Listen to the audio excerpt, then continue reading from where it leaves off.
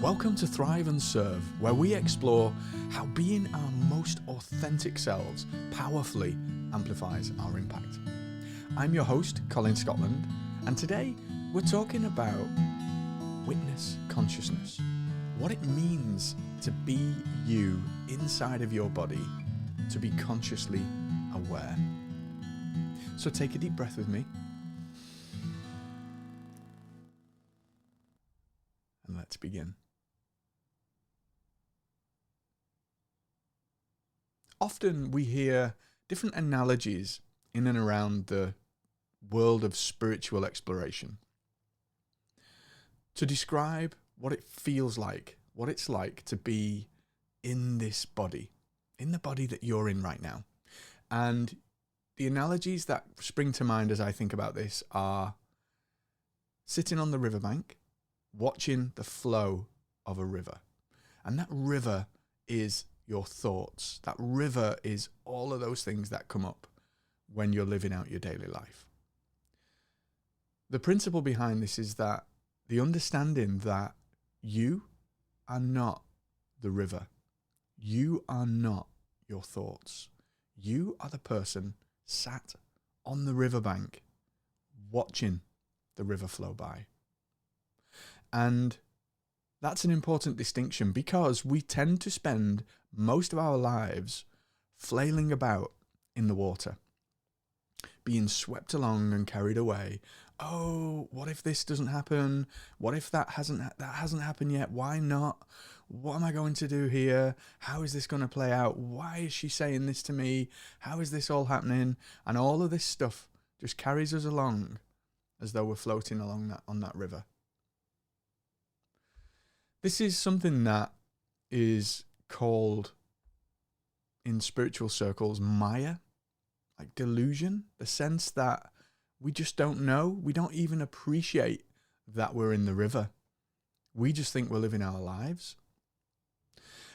And so what we see is that it'll often take something, a shock, a jolt, a redundancy, a death, an illness, something just to shake you awake and out of that Maya, that unknowing that keeps us floating along in the river. When we get that jolt, we're a bit like, you know, those people who've been hypnotized and they're just like, what, you know, they're doing the thing and then they like 3, 2, 1, you're awake. And they just like wake up like that and start looking around.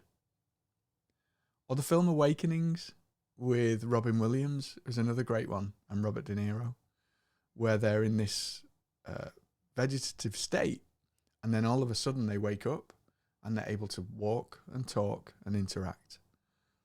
The very same experience is true for us in those moments of wakefulness, those moments of awareness, those moments when we come to our senses in a way, when we're able to hop onto the riverbank and start watching the river. Hey, look at the river flowing by. Because we are not the river, and yet we get embroiled and caught up inside of the goings on in our lives. Happens to all of us all the time. And we are constantly trying to bring ourselves back to this place of being sat in what the Zen Buddhists called magnanimous mind, being sat on the riverbank, able to watch life go by. And the important thing about this is it doesn't mean that we're able to watch life go by in a detached way, like we're not part of it, because we are life. You are life. The blood coursing through your brains. The blood coursing through your brains. Hey, what about that? The blood. Well, I suppose it is technically. The blood coursing through your veins. The spirit inside of you that gives you life. The breath that comes in. The breath that goes out. It is all intimately connected to everything, to the whole universe, all of it. And so the idea is that we need to strive to practice to be able to be more present, more in that moment, more sat on that bank, able to watch the flow and allow and enjoy the richness of life. And what that means in practice is it's not detached like you're watching a TV show. When you're in this place of witness consciousness, when you're consciously aware, you actually live more fully. So you flow with the flow of life, and everything and all things are okay. Think about that for a minute. Whatever happens to you, or whatever happens for you, or whatever happens as a result of the things that you do, the turmoil that happens inside of here happens because of what we attach to that thing. Oh, he beeped his horn in the car and made a gesture at me. he was swearing at me. What's going on? Like, am I bad? Am I a bad driver? And now all of a sudden, all of this interpretation is happening inside of our brains. But actually, it's just a thing that happens, right? I'm a great driver. I see my ego coming up then. I'm a great driver. What are we talking about? There are only things and only perspectives and only our interpretations of those things from our perspective. So we see that situation from inside of here, inside of you, and we make so many determinations and judgments based on all of the baggage that we carry with us, all of the stuff from childhood, all of the stuff that's been programmed into us from society, from family, from people around us. And that acts as a filter to the way we see and interpret the world. In the world of psychology, they call it your worldview. That all of those things add together to create our worldview. And that worldview dictates the filter through which you see life. So when that incident happens, first thing that happens is all of this stuff creates an almost blueprinted response to how we're going to deal with this thing. And only a very tiny part of how we enact in the world is from that place of witness consciousness, from that place of sitting on the riverbank, of seeing the world go by, life happen, life unfold,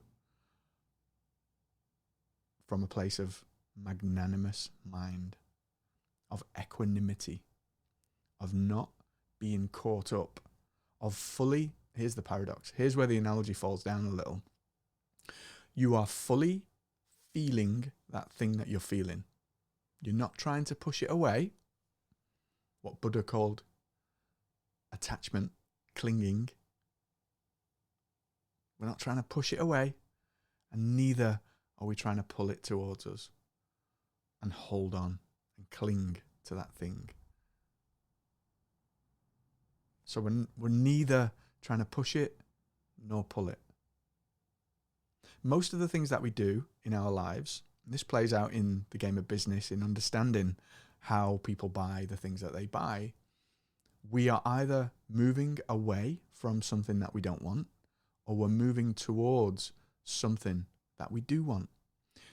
Generally, we move away from the things that we feel are bad or that we don't want, what we feel are negative for us, and we move towards what we feel are positives. In my marketing coaching world, I call this prison to paradise. So we have a prison state where we feel like something's missing or something's not right, and then we look to get to the paradise state, which is either a shedding of those things that we feel aren't working for us, or a gaining of something that we've not got. That's what moves all of humanity into doing the actions that they do. Every one of us, we're all driven by this sense of either clinging or attachment. Like we don't want to let it go. So our desires are driven by those things. And what we're talking about when we say, let's sit ourselves on the riverbank is, what if we were to fully experience that flow of the river, fully live in that flow, but not be attached to it, not cling to it, not hold on to it. So imagine the water flowing through the river, and it passes over rocks and plants and all kinds of stuff. And the water, as this river's flowing, the water's trying to claw its way back. No, I need to stay by that rock. I gotta stay by that rock. It's a flowing river. How on earth is that going to happen, right? And yet that is how we live our lives, trying to cling back when the flow of the river, the water's already flown. It's already gone. And so this is what Carl Jung talks about when he speaks of gentle acceptance. Byron Katie talks about it when she speaks of loving what is. Life is unfolding in front of you. Every second, every moment, as you're sat or standing or lying down, because you can only be doing one of those three things, listening or watching this podcast. Life is unfolding around you. The planet is turning on its axis. We are floating through space. The stars, the whole galaxies, the whole universe are all moving, all in motion. Everything is in motion. It's the flow of the river. All things are moving. All things are unfolding. All things are happening. And that's the very nature of being in the body that you're in right now, of living this life, breathing this breath in and out. I love the quote by Heraclitus where he says that man can never step in the same river twice. And if you think about that for a moment, you put your foot into the river and then you bring yourself out of the river, and then you repeat exactly the same actions in exactly the same spot, but everything is different. The world is in a different place in space and time. The riverbed has moved and changed because of the flow of the water. The water that you stepped into the first time is not the same water, because that water is now downstream. Everything has changed, and therefore, when we're able to see that this is how life unfolds, everything always changes. Everything will always change. It's the nature of this very existence. If it didn't change, we would be stuck in a freeze frame. A freeze frame. A shot, a snapshot in time. And nothing would be happening. Life wouldn't be living. Life wouldn't be unfolding because it would be frozen. And so when we're able to accept that with love, with compassion, with kindness, we're able to just watch it flow, allow it to flow without trying to cling on to it, without trying to stop it being the way that it is, without trying to make it a different way. And not so much making it a different way. Here's another little thing that I see a lot of confusion about. It's okay to want your life to be different than it is right now. There's nothing wrong with that. In fact, that's your soul's purpose, is to grow, to evolve, and to help others to do the same.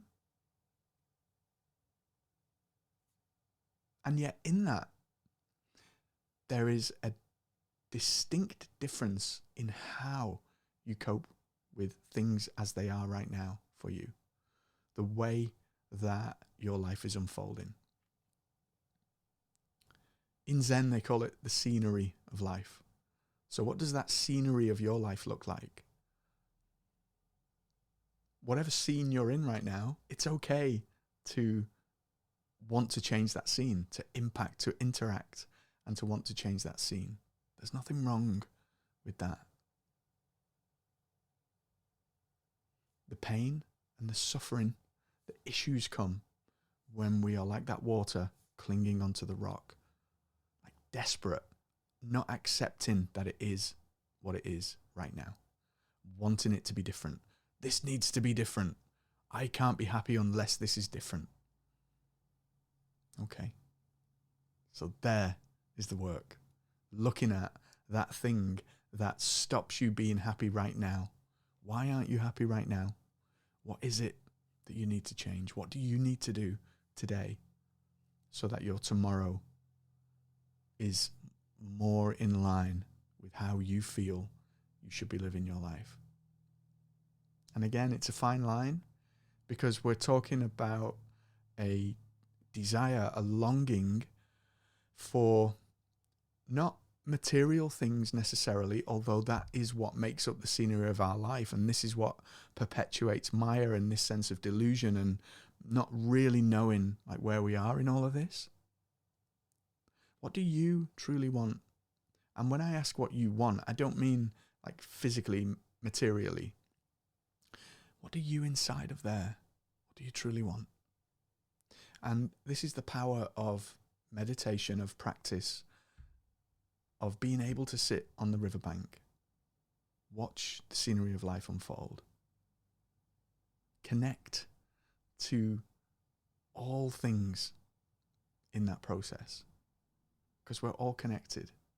You, I, everybody, everything is interconnected.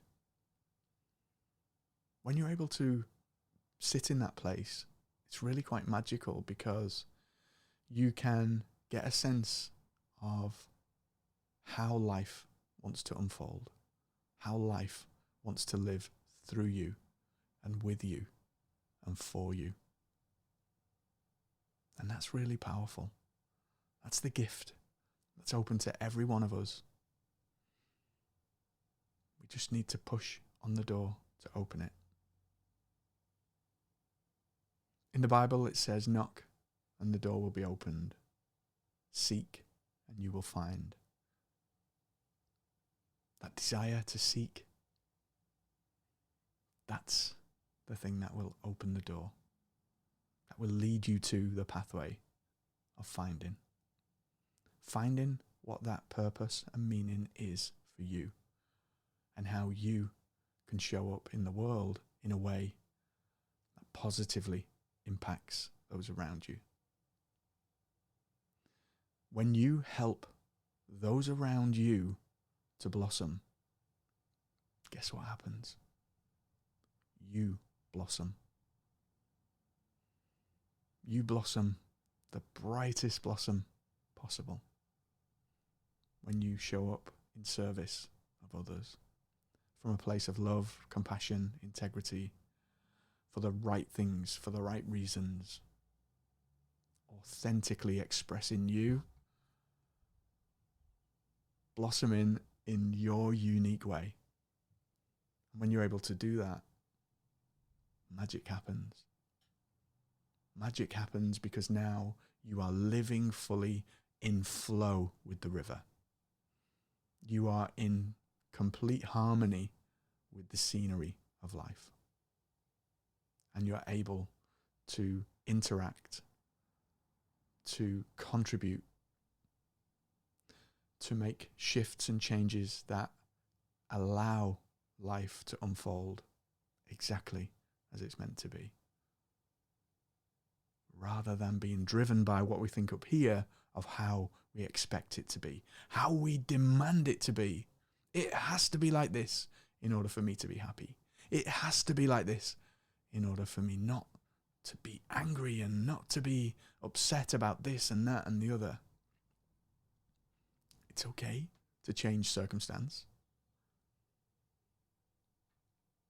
It's so powerful if you can shift perspective.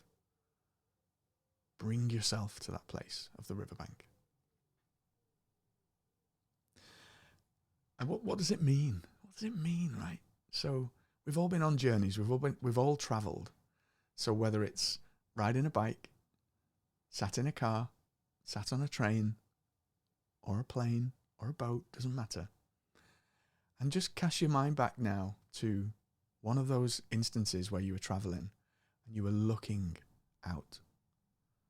You're looking out as a passenger, watching the world go by, either on a train,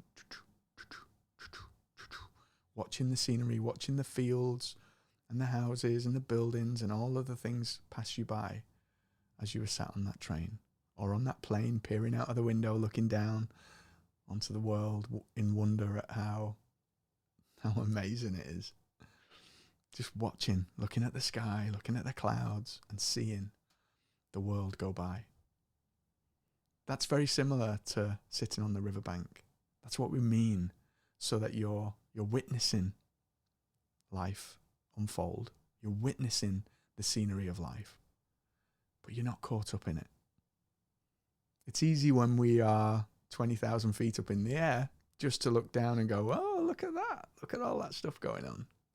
But when we're down there, it's completely different, because when we're down there, we are drawn in. It feels like it's us. It's part of us. And so with that, all of that noise comes, all of that fast flowing water.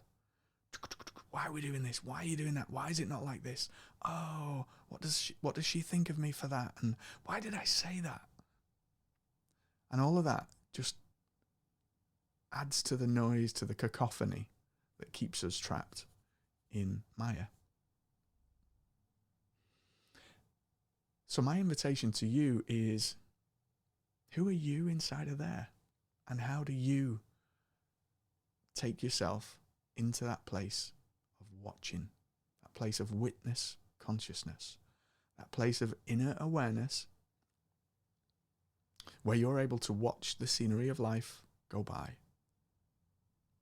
where you're able to be magnanimous in mind,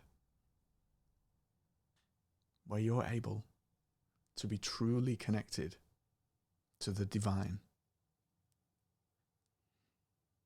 and able to really unlock the power of the great creator that allows us to affect change in the world in positive ways, in ways that contribute to the elevation of consciousness, to the betterment of humanity, and the betterment of the whole universe as it's unfolding. Have you had one of those wake-up moments? Oh, I'm in here. I'm in here. How do you cultivate that? What practices do you do? How do you work on you in order to spend more time sat on that riverbank, watching the river go by? My invitation to you is to work on this, to think and look honestly and candidly at what's going on, at where you are, and to find and continue to find those moments where you catch yourself. Oh, I'm getting angry at that guy waving his fist at me in the car. Oh, now I'm able to see it. And in seeing it, I'm able to sit back on the bank. And it's a constant thing. It's not a set and forget. You don't meditate for 2 hours and then all of a sudden, you're in this Zen-like state. It doesn't work like that. Buddha said, between enlightenment, chopping wood, fetching water. Chop wood, fetch water, live your life. Enlightenment. After that, chopping wood, fetching water again.